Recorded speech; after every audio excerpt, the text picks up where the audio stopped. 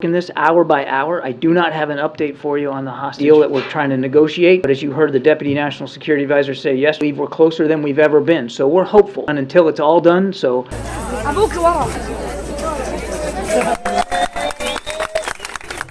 ناظرین بالآخر فلسطینیوں کو چین و سکون کا لمحہ میسر آ ہی گیا۔ خوشی صرف اس بات کی نہیں کہ فلسطین میں کسی حد تک راحت کے لمحات محسوس کیے جا رہے ہیں، بلکہ اس بات پر بھی اطمینان ہے کہ ہم سے کھوجی ٹی وی پر 7 اکتوبر سے لے کر آج تک بغیر کوئی سائیڈ لیے آپ تک وہ تمام معلومات پہنچائی جو اکثر میڈیا پر نہیں آتی، اور وہ سب کچھ دکھایا جو کچھ زمینی حقائق کے موافق تھا۔ ہمیں یاد ہے کہ ایک دن تھا جس دن ہمارے بھی دل دھڑک رہے تھے کہ حملہ ہو گیا اور لوگ مر رہے ہیں، جبکہ ایک یہ دن ہے کہ خود اسرائیل غزہ میں عارضی جنگ بندی کے لیے رضامند ہو گیا۔ پہلے مرحلے میں 50 سے 70 تک فلسطینی قیدیوں کو رہا کرنے کا فیصلہ بھی کیا گیا۔ قیدیوں میں بچے اور خواتین شامل ہوں گی، جبکہ ان کی رہائی آئندہ 24 گھنٹے میں متوقع ہے۔ اسرائیلی حکام نے ڈیل سے متعلق مذاکرات کی تصدیق کر دی ہے، جبکہ حماس کا مذاکرات سے متعلق کوئی رد عمل سامنے نہیں آیا، لیکن اب تک عالمی میڈیا سمیت مقامی میڈیا کے مطابق سب کچھ طے ہو گیا ہے اور جنگ روک دی گئی ہے۔ یہاں یہ بات قابل غور ہے کہ مذاکرات کی پیشکش خود اسرائیل اور امریکہ نے کی تھی، جبکہ ہاں اور نہ کا انتظار حماس کا کیا جا رہا تھا۔ ویسے تو جنگ کوئی نہیں جیتتا، لیکن حالیہ جنگ کو دیکھتے ہوئے لگ رہا ہے کہ اسرائیل نے گھٹنے ٹیک دیے ہیں۔ ہم آپ کو یہ یقین دہانی کرانے چاہتے ہیں کہ آنے والے ہر دن کی خبر آپ کو مسلسل دی جائے گی اور ہر لمحہ جنگ کا احوال بتایا جائے گا، لیکن فی الوقت حالات سازگار ہو رہے ہیں اور ہم بھی چاہتے ہیں کہ سب کچھ اسی طرح ٹھیک چلتا رہے۔ ناظرین، اب کچھ ایسی خبروں کا ذکر ضروری سمجھتے ہیں جس کے بارے میں جھوٹ پھیلایا گیا۔ سب سے پہلے آپ کو بتاتے چلیں، گزشتہ روز یمن کے حوثیوں نے جنوبی بحیرہ احمر میں ایک بین الاقوامی مال بردار بحری جہاز کو قبضے میں لیا تھا۔ میڈیا میں مشہور ہوا تھا یہ جہاز اسرائیل کا تھا، لیکن اب نیا انکشاف ہوا یہ جہاز تو اسرائیل کا تھا لیکن وہ بھارت جا رہا تھا۔ حوثیوں کے اس اقدام پر اسرائیل نے اسے ایرانی دہشت گردی کی کارروائی اور عالمی سطح پر ایک انتہائی سنگین واقعہ قرار دے دیا۔ اسرائیلی وزیر اعظم نیتن یاہو کے دفتر نے بتایا برطانوی ملکیتی اور جاپانی کارگو جہاز کو حوثیوں نے قبضے میں لے لیا، لیکن جہاز پر کوئی اسرائیلی نہیں تھا۔ یہ انکشاف بھی ہوا کہ حوثیوں نے ہیلی کاپٹر کے ذریعے اپنے جنگجوؤں کو نیچے اتار کر جہاز کو ہائی جیک کیا تھا۔ اسرائیلی حکام کے مطابق کارگو جہاز ایک برطانوی کمپنی کی ملکیت ہے اور اسے جاپانی فرم چلا رہی ہے۔ بحری جہاز پر عملے کے 25 ارکان سوار تھے، جن میں یوکرین، بلغاریہ، فلپینی اور میکسیکن شامل تھے، اور یہ جہاز انڈیا جا رہا تھا۔ دوستو، دوسری طرف امریکی صدر جو بائیڈن پر غزہ میں حماس کے خلاف اسرائیلی فوجی کارروائی روکنے کے لیے دباؤ بڑھتا جا رہا ہے۔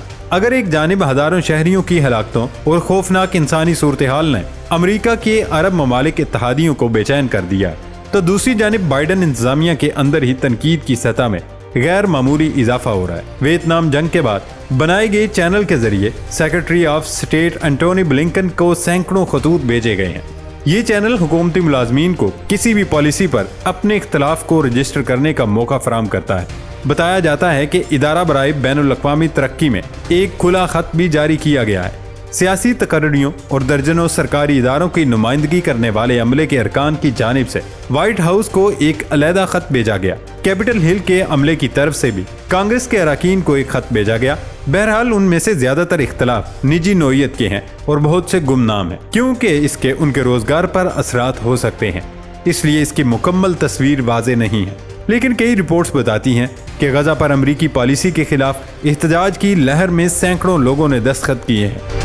کچھ خطوط کا لہجہ سخت ہے اور یہ نوجوان سیاسی کارکنوں کے جذبات کی بازگشت کرتے ہیں اور بالواسطہ طور پر اسرائیل کے ناقدین اور فلسطین کے ہمدردوں کے درمیان رویوں میں نسلی فرق کو ظاہر کرتے ہیں، کیونکہ حماس کے حملے کے فوراً بعد صدر بائیڈن نے جذباتی تقریر میں اسرائیل کی غیر متزلزل حمایت کی تھی۔ غزہ میں ہونے والی تباہی اور عرب دنیا میں غم و غصے کی لہر کے باعث بائیڈن انتظامیہ کی شہریوں کے تحفظ کے حوالے سے بیان بازی مزید سخت ہو گئی ہے۔ ناظرین، اب آپ کو ایک اور جہاز کی داستان بھی بتا دیں جو پراسرار طور پر غائب ہو گیا ہے۔ میڈیا رپورٹس کے مطابق طوفان کی زد میں آ کر بحیرہ اسود میں ترکیہ کا کارگو بحری جہاز عملے سمیت لاپتہ ہو گیا۔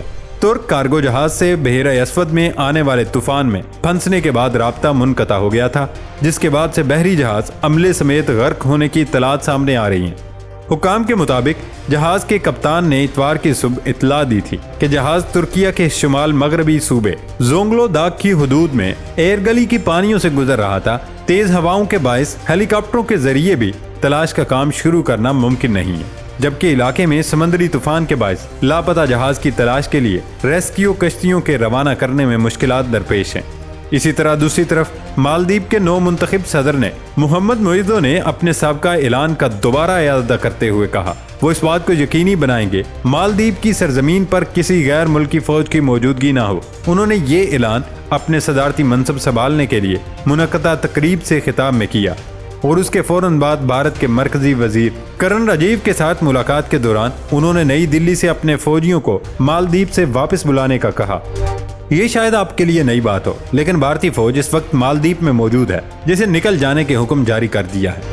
इस वक्त मालदीव में हिंदुस्तान के सिर्फ 70 फौजी हैं। ये फौजी एहलकार हिंदुस्तान के जेर इंतजाम रडार और निगरानी के लिए इस्तेमाल होने वाले सर्विलेंस हवाई जहाज चलाते हैं। हमारी अगली खबर का ताल्लुक भी भारत से और हमेशा की तरह ये खबर भी मुस्लिम दुश्मनी पर मबनी है। भारतीय रियासत उत्तर प्रदेश की हुकूमत ने रियासत भर में हलाल सर्टिफाइड खाने की मसनूआत की फरोख्त पर पाबंदी आयद कर दी है और इसका इत्तलाक फौरी तौर पर होगा। भारतीय नशरियाती इदारे NDTV की रिपोर्ट के मुताबिक उत्तर प्रदेश हुकूमत ने हलाल टैग की हामिल खाने की मसनूआत पर पाबंदी लगा दी है और ये हुक्मनामा फूड कमिश्नर की जानिब से जारी किया गया। फूड कमिश्नर के दफ्तर से जारी हुक्मनामे में कहा गया ऐसी मसनूआत की तैयारी, उन्हें ज़ख़ीरा करने, तकसीम करने और फ़रोख्त करने पर फौरी तौर पर पाबंदी आयद कर दी गई है। इस हवाले से कहा गया कि खाने की मसनूआत की हलाल सर्टिफिकेशन एक मतवाज़ी निज़ाम है जो खाने की अशिया के मेयार के हवाले से उलझन पैदा करता है और मज़कूरा एक्ट के सेक्शन 89 के तहत काबिल अमल नहीं।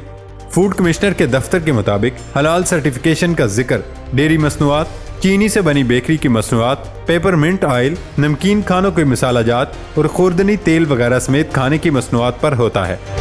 यानी अब मुसलमान कुछ भी खा सकते हैं, चाहे वो हलाल हो या हराम, लेकिन इसका पता नहीं चल सकेगा। भारत में मुकीम मुसलमान अब हराम खाने पर मजबूर हो गए, इसीलिए कहते हैं कि ऐ कायद, तेरा एहसान है कि तूने हमें एक ऐसा मुल्क दिया जहां हम अपनी मर्जी से जी सकते हैं।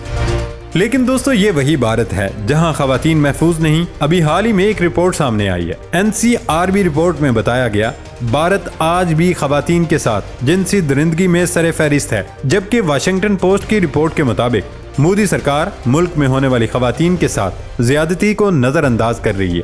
नाम निहाद जमहूरियत के दावेदार भारत में जहां अकलियतों बिलखुसूस मुसलमानों पर जुल्म तशद्दुद के संगीन वाकयात सामने आते रहते हैं, वहीं भारत खवातीन के साथ जिनसी दरिंदगी के वाकयात में भी सरे फहरिस्त है। सिर्फ 2020 में भारत में 3,71,503 मुकदमात रिपोर्ट किए गए। 2021 में इस्मत दरी के 4,28,278 से ज्यादा मुकदमात रिपोर्ट हुए और इस साल में हरियाणा में खवातीन से ज्यादती में 27% इजाफा हुआ, जबकि 2023 में खवातीन के खिलाफ जिनसी जराइम में संगीन हद तक इजाफा हुआ है।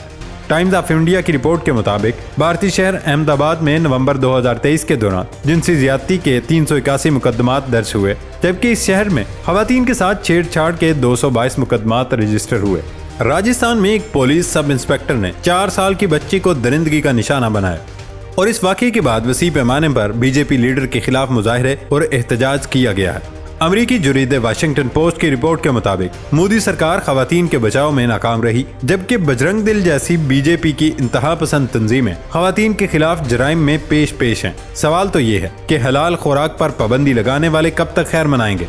आखिर कब तक दुनिया मोदी सरकार के दोगलेपन से बेवकूफ बनती रहेगी? ये आलमी बरादरी के लिए सवालिया निशान है।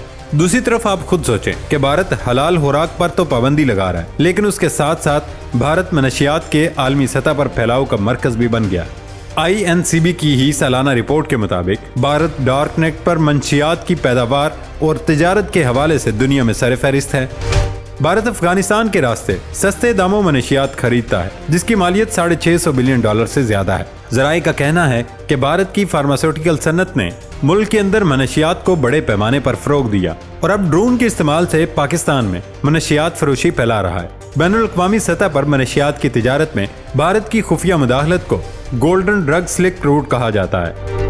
INCB की सालाना रिपोर्ट के मुताबिक भारत डार्क नेट पर मनशियात की पैदावार और तिजारत के हवाले से दुनिया में सरे फहरिस्त है। नाज़रीन, भारत में आए रोज ऐसे वाकयात होते रहते हैं कि दुनिया की हंसी निकल जाती है।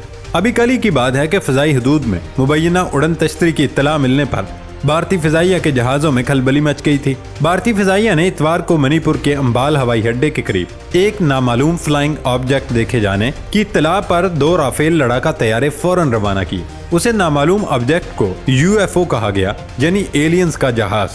लेकिन आला ज़राए ने इंडिया टुडे को बताया, हसीमारा एयरबेस से लॉन्च किए गए राफेल्स को कुछ भी नहीं मिल सका। पहला तैयारा एयरबेस पर वापस आया और दूसरे को दोबारा चेक करने के लिए इलाके की तरफ तैनात किया गया, लेकिन इससे भी कुछ मालूम नहीं हो सका। मशरकी कमान ने कहा कि उसने अपने फिजाई दिफाई निज़ाम को फाल कर दिया है। हिंदुस्तानी फिजाइया की मशरकी कमान ने ट्वीट किया, IAF ने अंबाल हवाई अड्डे से बसरी मालूमात की बुनियाद पर अपने फिजाई दिफाई रद्द-ए-अमल के तरीक़ेकार को शुरू किया। इसके बाद वो छोटी चीज़ नहीं देखी गई। फिजाइया के एक एहलकार ने बताया, UFO शाम 4 बजे तक हवाई अड्डे के मगरिब की तरफ खुली आंख से दिखाई दे रहा था। इस दौरान मणिपुर के अंबाल में बीर टिकंदर जीत बैनुल अक़वामी हवाई अड्डे पर परवाज़ों की कार्रवाई कई घंटों तक रोक दी गई।